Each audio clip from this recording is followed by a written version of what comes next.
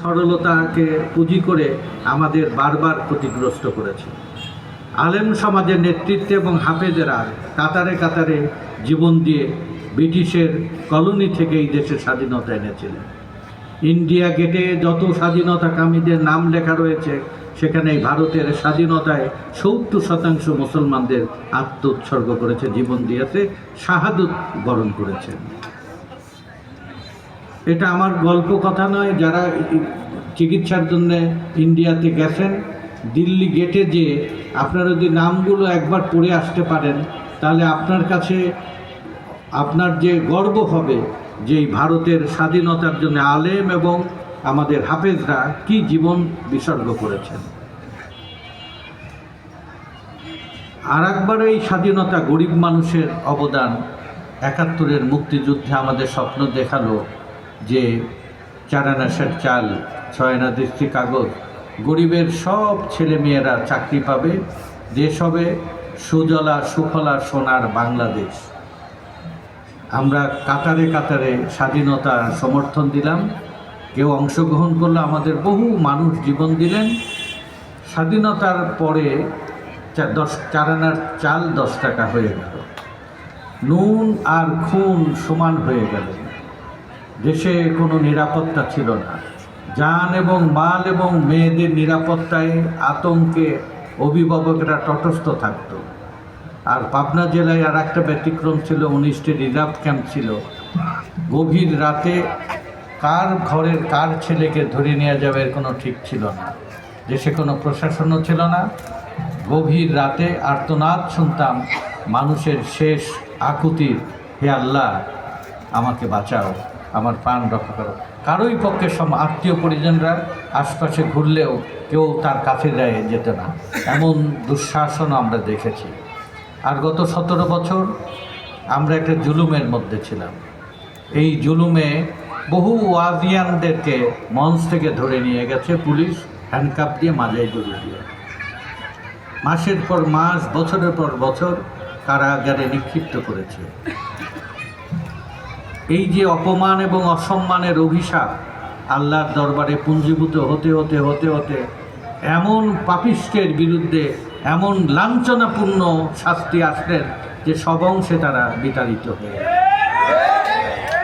আমরা এ থেকে শিক্ষা নেব, আমরা যেন কোনো মানুষের মনে ব্যথা না দিই, মানুষকে যেন জুলুম না করি, মানুষকে যেন অত্যাচার না করি।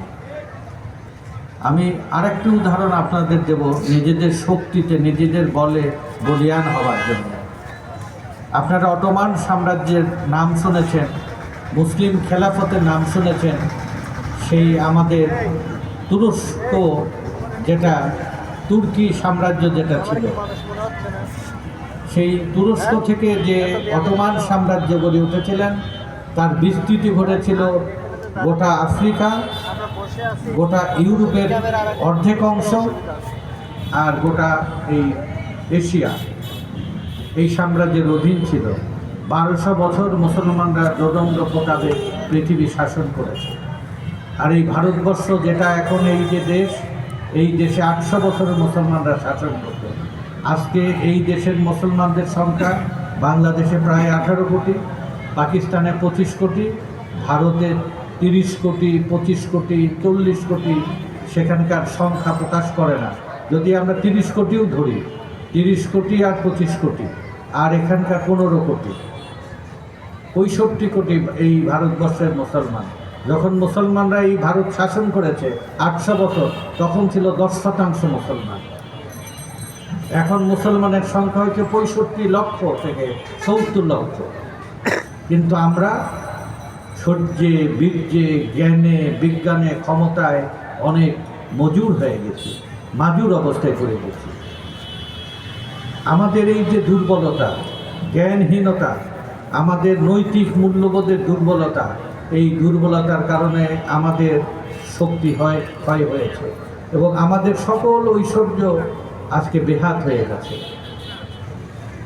এই বাংলার যেটা নাম বললাম, এটা ছিলেন বেঙ্গল প্রেসিডেন্সি।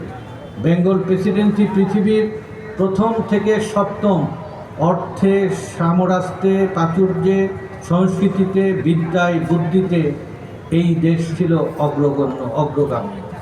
আর আরেকটা নাম শুনেছেন, হায়দ্রাবাদের নিজাম শাসিত ভূখণ্ড। তারা হয় প্রথমত, নয় আমরা প্রথমত। এখন মুসলমানরা সব জায়গায় নিগৃহীত। প্যালেস্টাইনের মুসলমান, ইউরোপের মুসলমান, পাকিস্তানের মুসলমান, ভারতের মুসলমান, বাংলাদেশের মুসলমান, এমনকি আরব জাহানের মুসলমান কেউ আর নিরাপদ না। এই নিরাপত্তাহীনতা এবং অপমান থেকে বাঁচার জন্য আমরা আদর্শকে শক্ত রুজুর উপরে ধরতে হবে। আমার যেটুকু বুঝি সেই কথাগুলোই আমি বলি।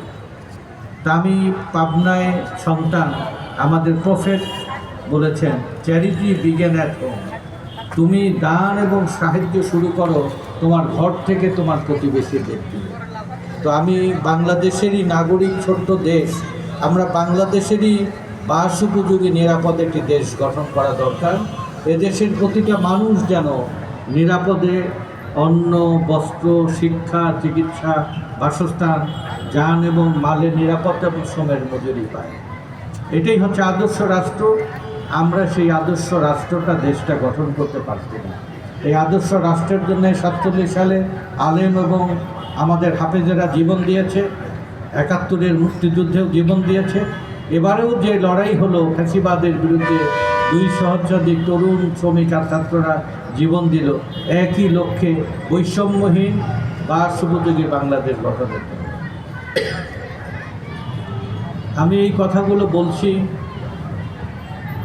আমাদের নবী রসুলগণ সমাজের মধ্যে সংস্কার করার জন্যে, অন্ধকার থেকে, কুপমণ্ডুকতা থেকে জাতিকে, দেশকে, জনপদকে, তার কওমকে মুক্তির পথ দেখিয়েছে। আর এই মুক্তির পথ দেখাতে যে তারা কি পরিমাণ নিগৃহীত হয়েছে, অপমানিত হয়েছে, কিন্তু কখনোই মাথা নত করেনি। আমাদের প্রফেট হযরত মুহাম্মদ সাল্লাল্লাহু আলাইহি ওয়াসাল্লাম কতটা যুদ্ধ করেছে আপনারা তার ছত্রে ছত্রে, ইসলামের ইতিহাসের ছত্রে ছত্রে দেখেন। এবং উনি প্রতিশোধ দেননি, হিংসা করেননি।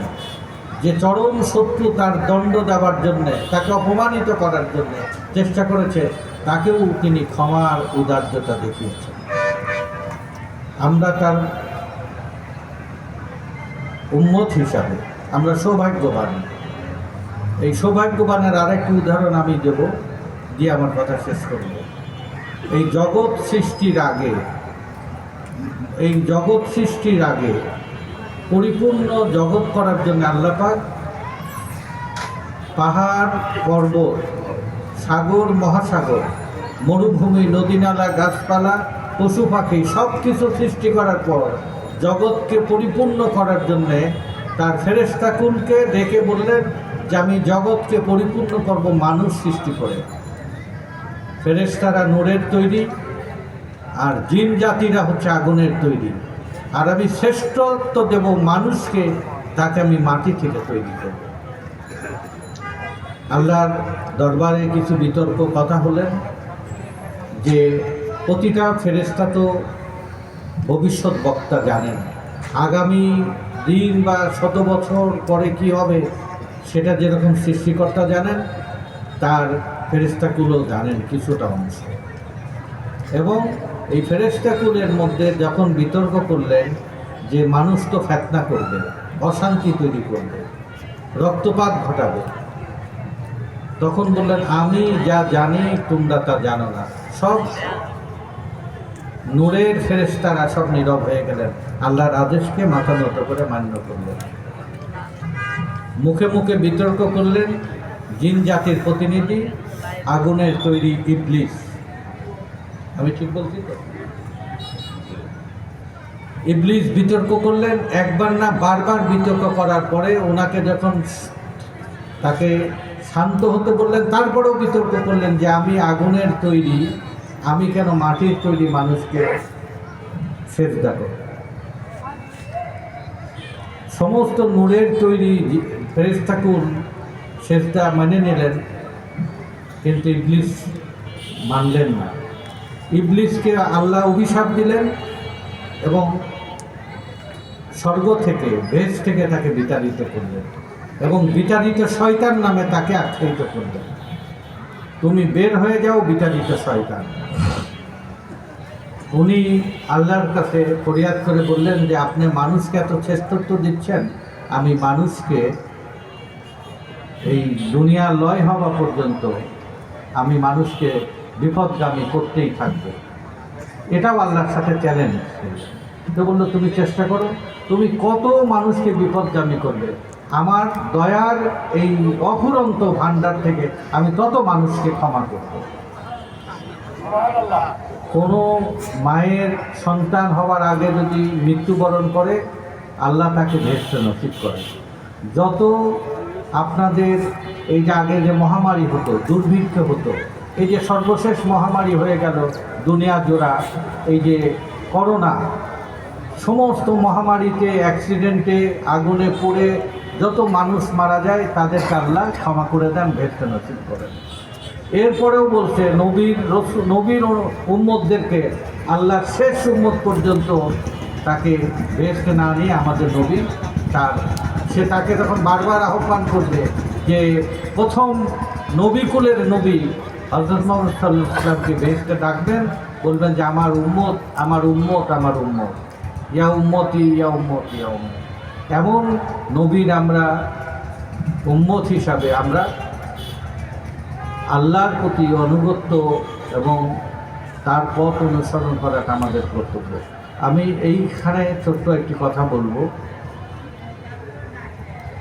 যে আমি মানুষকে জন্ম দিয়েই মানুষকে মৃত্যু ঘটাই, আবার পুনরুত্থান দিবসে, বিচার দিবসে সবাইকে বিচার করব। অহংকারী অন্য কারো নয়, শুধুমাত্র উপরালার। আমি ধীরাজকে ধুলায় লুণ্ঠিত করে অপমানিত করতে পারি, আমি নিঃস্ব, রিক্ত, হীনবল, অসহায়কে ক্ষমতাবান এবং ক্ষমতা দান করতে পারি।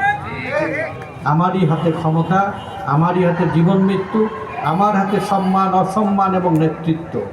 তাহলে আমাদের অহংকার করা, গর্ব করার কি আছে? আমরা যদি কেউ কষ্টে থাকি, সেখানে আমরা সবর করব। আর একটা জিনিস আল্লাহ পাক মানব জাতির জন্য বলে গেলেন, তোমরা যদি আমার উম্মতকে, আমার মানুষকে, আমার মানুষের মধ্যে কে কোন ভেদ, জাত, কোথা যা থাক, মানুষকে তুমি সমাদর করো। হিন্দু ধর্মের অনুসারীরা তারা বলেন যে অতিথিকে নারায়ণ রূপে তুমি ভক্তি করো, কারণ নারায়ণ মানে তাদের ধর্মের যে তারা যে প্রধান ইয়ে করে যে নারায়ণ রূপেও অতিথি আসতে পারে নেংটি পরে, কিন্তু তাকে তুমি অবহেলা করো না, সমাদর করো। আর আমাদের ধর্মের সত্রে লেখা রয়েছে মানুষকে তুমি সম্মান করো, মানুষকে তুমি সমাদর করো। তুমি আমাদের যে ইসলামী খেলাফতের প্রতিটা নেতা, প্রতিটা আমাদের রসুলের সাহাবারা 40 হাত 40 ঘর ঘুরে এসে উনি খাদ্য গ্রহণ করতেন। আমরা এখন মানুষের পাশে বসলেই তার কি দুঃখ, তার কি যাতনা শুনতে চাই না। আর যখন এটা আমরা মানুষকে গুরুত্ব দেই না, মানুষকে ভালোবাসি না, মানুষকে যখন আমরা সমাদর করি না, তখন সেই জনপদে আল্লাহর রহমত আসে না। আল্লাহর রহমত প্রাপ্তির জন্যে মানুষকে বুঝতে হবে, মানুষকে ভালোবাসতে হবে। আর মানুষের ভালোবাসা, আমার এই রহমতটা আমার দেশ থেকে এখন ইউরোপে, আমেরিকাতে, খ্রিস্টানের দেশে, তারপরে আপনার বুদ্ধিজীবীদের দেশে চলে গেল। আমার দেশে আমরা এতখানি ভূভক্ষ, অভাব এবং বিশৃঙ্খলায় জর্জরিত। আমি অনুরোধ করব, আমি ধর্মবেত্তা নয়, তারপরেও মানুষ নিয়ে চলি। ছোটোবেলা থেকেই মানুষের সাম্যের জন্যে, মানুষের মুক্তির জন্য আমি আমার চেষ্টা করি।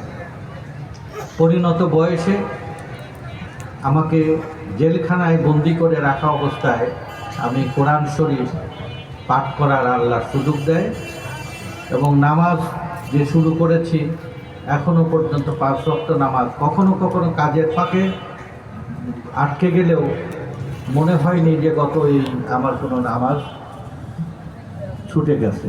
এই আল্লাহর এই যারা এই জুলুমকারীরা, তারা আমাকে জেলে দিয়ে একটা উপকার তারা করেছে। আমি আমার বক্তব্য দীর্ঘায়িত করব না। আজ থেকে প্রায় 15 বছর আগে আরব জাহানের এক দেশের কূটনীতিক আমাকে বললেন, তুমি একটা দরখাস্ত দাও, আমি তোমার এলাকায় একটা মসজিদ নির্মাণ করতে চাই। বিশ্বাস করেন, জ্ঞাত সারে অজ্ঞাত সারে ভুল তো আমাদের ইচ্ছায় অনিচ্ছায় হতেই পারে। এবং আমাকে মনে হলো যে আমাকে মুক্তির একটা পথ বাতলে দিলেন, যে যারা এই আল্লাহর ঘর এই দুনিয়ায় করবে, আল্লাহ তাকে পরকালে তার একটা আশ্রয় দেবেন। আমরা তো তাই শুনেছি, তাই না? এবং সেজন্য যখন মসজিদের কোনো ঘোষণা আসে, তখন সবাই যার যার মতো শেষে তারা যা যেটুকু পারে তারা দেয়। এই মসজিদটা আপনারা এত সুন্দর করেছেন, দৃষ্টিনন্দন, এবং সবাই এখানে নামাজ পড়তে আসে। আপনারা সবাই কেউ মাটি কেটেছেন, কেউ 1000 টাকা দিয়েছেন, 5000 টাকা, 10,000 টাকা, লক্ষ টাকা, নিজের পক্ষে যা পেরেছেন জুম্মার দিনে পৌঁটার মধ্যে দিয়েছেন। এটি দিয়ে এই মসজিদ গড়ে উঠেছে। তো ওই বিশ্বাস থেকে যে আল্লাহ আমাকে পরকালে একটু নাজাত দেবে, তা উনি বলেছেন, আমি 2 দিন দরখাস্ত দেইনি। উনি আবার ফোন করলেন যে আপনাকে আমি একটা দরখাস্ত দিতে বললাম, আপনার এলাকায় একটা মসজিদ রেখেছি। তো আমি মনে করলাম যে তাহলে মনে হয় দিতে পারি। দরখাস্ত দেওয়ার পরের দিন বললো, আপনার কোথায় মসজিদটা হবে, জায়গাটা দেখায় দেন, আমাদের অফিস থেকে লোকজন যাবে, মসজিদ নির্মাণ করবে। আমাদের 5 পুরুষ আগে চরের থেকে তারা শহরে আসছে। তো মনে হলো যে ওই যে চ্যারিটি বিজ্ঞান অ্যাট হোম, যে আমি দানের এবং দয়ার কাজটা ঘর থেকে শুরু করো। তা আমি দাদুর বাপদের বাড়ি সে চরে এই মসজিদটা দেখাই দিয়েছিলাম।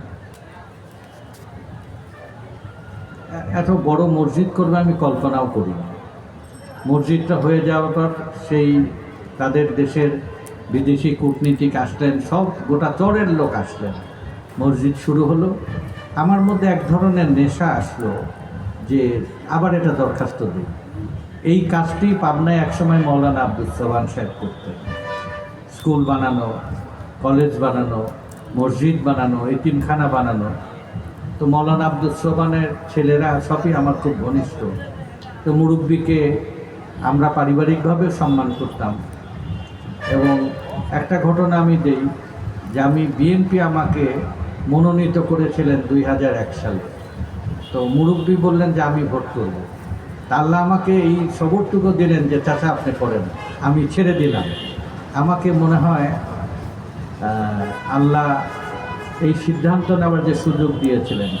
উনি মৃত্যুর আগে জেলখানাতে আমি প্রায় দেখতে যেতাম তার ছেলেদের নিয়ে। বলল, বেটা আমি দোয়া করে যাব, যদি 4 দলীয় জোট থাকে তাও তুমি, না হলেও তাও তুমি। তা আমি বিশ্বাস করেন এই ভোটে দাঁড়াতে চেয়েছিলাম না। তো খালেদা জিয়া সিদ্ধান্ত নিয়েছেন, অগত্যা আমি ভোটে দাঁড়িয়েছি। জয় পরাজয় উপরওয়ালার হাতে, আল্লাহ যাকে খুশি তাকে জয় দান করবেন। এখানে কোনো হিংসা নেই, কোনো বিদ্বেষ নেই। আর এই যে মসজিদ বানানো শুরু হলো, পাবনাতে প্রায় 110টা মসজিদ ইতিমধ্যে নির্মাণ করার আল্লাহর পক্ষ থেকে। আমি জেলখানায় বন্দি থেকেও চিঠি লিখতাম মসজিদে, এতিমখানা, হেফসখানা, অজুখানা, তারপরে গরিবের ছেলে মেয়েদের, আমাদের সবচেয়ে আমি সরকারি চাকরি করাকালীন সময়ে এই পাবনার ছেলেদেরকে আমি নিয়ে যেতাম প্রতি বৃহস্পতিবারে। গাড়ির পিছনে যে 6টা সিট থাকে ওদের বসায় নিয়ে যেতাম। 2-3 দিন আমার বাড়িতে রেখে চাকরি দিয়ে তাদেরকে বলতাম বিদায় হয়। এই দিতে চাকরি খুঁজতে খুঁজতে আমার একটা প্রতিজ্ঞা হলো যে পাবনায় যদি 5000 গরিবের ছেলে মেয়ের চাকরি দেওয়ার সুযোগ হয়, তাহলে পাবনাটা অনেক ধরনের এই কোলাহল, হানাহানি, এই নেশা, মারামারি, কাটাকাটি কমে যাবে। তো 2001 সালের পর থেকে তো আমরা যে জুলুমের মধ্যে পড়লাম, 111 এসে আমরা তো নিজেরাই বিপদগ্রস্ত, আর কার উপকার করব। এই 17 বছর পরে একটা পরিবর্তন আসছে। আমার স্বপ্ন হচ্ছে যে বাংলাদেশে প্রায় 70 লক্ষ নারী এবং পুরুষ, শুধু পুরুষ না, এমনকি অনেক ঘরের মেয়েরাও নেশাগ্রস্ত হয়ে গেছে। দারিদ্রতা থেকে, অভাব থেকে, হতাশা থেকে, এই নেশা, কি নেশা? হেরোইন, ফেন্সিডিল, ইয়াবা, আরও হরেক রকম নাম। আর একটা ঘরের যদি একটা নেশাগ্রস্ত ছেলে থাকে, সেই বাড়ি ছত্রখান করে দেবে, কোনো শান্তি বাবা মার থাকবে না। দারিদ্রতা, বেকারত্ব আর এই নেশাগ্রস্ত আমাদের সমাজটাকে একবারে সেই আষ্টে পৃষ্ঠে বেজে রেখেছে। অজগর সাপ তো দেখেছেন ছবিতে, কী করে একটা জীবন্ত ছাগলকে, প্রাণীকে সে কী করে ভোগ করে। এই সমাজটাকে আষ্টে পৃষ্ঠে বেজেছে। এই আষ্টে পৃষ্ঠে বাধা থেকে এই জাতিকে বাঁচানোর জন্যে, দেশে শান্তি ফেরানোর জন্যে আমাদের দরকার হচ্ছে আদর্শ আল্লাহর উপরে অনুগত থাকা আর রাজনৈতিক অঙ্গীকার পরিপূর্ণ সৎভাবে করা। আমি যা পারবো তাই বলা, মিথ্যা কথা না বলা, মানুষকে বিপদগামী না করা। বিশ্বাস করেন, সকালবেলা ওই কুদ্দুসরা সেদিন গেছিলেন, 3 ধরনের লোক সকাল থেকে আমি পাবনায় আসে। এক হচ্ছে অসুস্থ রোগী, তার টাকা পয়সা সব শেষ, বেচা কেনা শেষ, কিন্তু তার হায়াত রয়েছে, জীবিত রয়েছে, কিন্তু এখন আর কোনো টাকা নেই, ওষুধ কেনার পয়সাও নেই। একটা পরিবারে জীবন্ত লাশ হয়ে সে যন্ত্রণা ভোগ করতেছে আর পরিবারকে সহ যন্ত্রণা দিচ্ছে। এই রাষ্ট্র, এই সরকার, এই হাসপাতাল তাদের প্রতি সত্যি ভ্রুক্ষেপ করছেন। আর এক শ্রেণীর যে বিবাহ উপযুক্ত মেয়ে বিয়ে দিতে পারতেছে না অর্থ কষ্টে, এবং তার ঘুম হয় না মায়ের বাতে। আর এত আমাদের দেশে মামলা, মোকদ্দমা, বিবাদ, কলহ জর্জরিত রয়েছে। সমাজে লিডারশিপের একটা দুর্বলতা। তাহলে আমি অনুরোধ করবো, এক সময় আমরা মুরব্বীদেরকে মানতাম, সবাই বয়োজ্যেষ্ঠ লোক দেখলে তরুণেরা, যুবকেরা মাথা নত করতেন। এখন যুবকদের দেখে বয়োজ্যেষ্ঠরা ভয় করে, কখন বেইজ্জতি না করে, অপমান না করে। সমাজে ডিসঅর্ডার আসছে, অর্ডার আনতে হবে। এই অর্ডার আনার জন্য দরকার হচ্ছে ধর্ম জ্ঞানকে পরিপূর্ণভাবে রপ্ত করা। আর আমি আমার পক্ষ থেকে সব লোকজনকে আমি এই কথাটি বলি, এই উদাহরণ দেই যে তুমি অহংকার তোমার মানায় না, অহংকারী হয়েও না। এই 5 তারিখের ঘটনাটা দেখো, তার আগে বেউনেট বাহিনী, হেলমেট বাহিনী, সেনাবাহিনী, র্যাব, পুলিশ সব তাদের কথায় ওঠে, গোটা ভারত তার পক্ষে। আল্লাহর কি খেলা! আবাবিল পাখির মতো মক্কা এবং আমাদের কাবা রক্ষার জন্য যেভাবে অলৌকিকভাবে বিজয় দিলেন, আর এই 5 তারিখে এই তাদের এত লাঞ্ছিত, অপমানিত করে বিদায় করলেন। এরপরে আর কারোই অহংকার করা আর নয়, কোনো দলেরই না, কোনো নেতারও না, কোনো ব্যক্তিরও না। আমরা যেন মানুষকে ভালোবাসি, সব কথা। আল্লাহর রহমত আমাদের দরকার, আমাদের চেষ্টা সফল কাম হওয়ার জন্য। আমি এক কথাই বলে আমার বক্তব্য শেষ করব, মানুষকে ভালোবাসেন, প্রতিবেশীকে ভালোবাসেন, মানুষের সাথে দুর্ব্যবহার, অহংকার, বিবাদ আমরা যেন না করি। আমি এই কথাটি বলে আপনাদের সর্বাঙ্গীন মঙ্গল কামনা করে আল্লাহর দরবারে খাস রহমত চেয়ে আমি আমার কথা শেষ করছি। খোদা হাফেজ। বাংলাদেশ জিন্দাবাদ। আসসালামু আলাইকুম।